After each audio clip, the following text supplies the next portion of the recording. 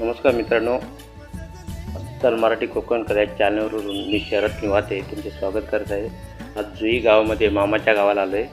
आज महाडमध्ये जुई या ठिकाणी आलो आहे।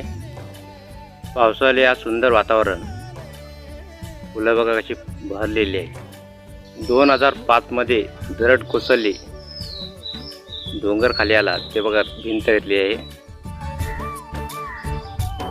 हा देवले भावकीचं सभागृह,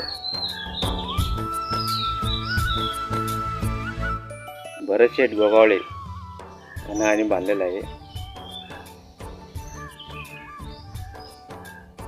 मित्रांनो, कोकणामध्ये कलकीची बांबू जिथे तिथे गाव आहे बघा, उंच सरळ असे कलकीची बांबू आहे।